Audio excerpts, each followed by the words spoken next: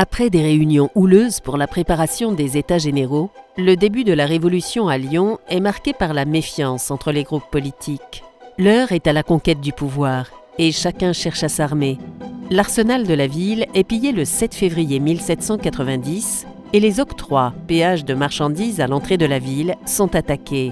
Les clubs politiques se constituent, comme celui des citoyennes de Lyon, occasion pour les femmes de tenter de faire entendre leur voix à l'image des pétitions rédigées contre les prix trop élevés.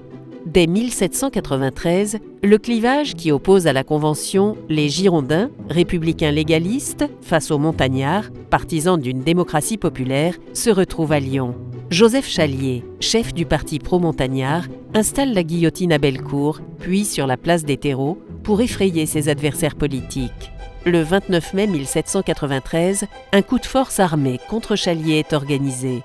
Il est arrêté, condamné à mort et guillotiné le 16 juillet 1793. Pour Paris et pour les montagnards au pouvoir, Lyon devient une ville rebelle. La Convention envoie l'armée sur la ville.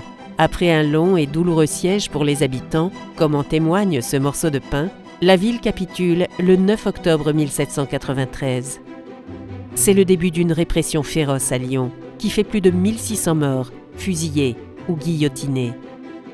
La ville perd son nom, devient commune affranchie et les façades de la place Bellecour sont détruites. À l'automne 1794, Lyon retrouve son nom après la chute de Robespierre. La ville met du temps à se relever et Napoléon Bonaparte, alors premier consul, est considéré comme sauveur. En 1800, il pose la première pierre de la réédification des façades de Bellecour. Il entend relancer le commerce et la fabrique de la soie mise à mal par la période révolutionnaire. En 1805, Napoléon, devenu empereur, reçoit en hommage les clés de la ville.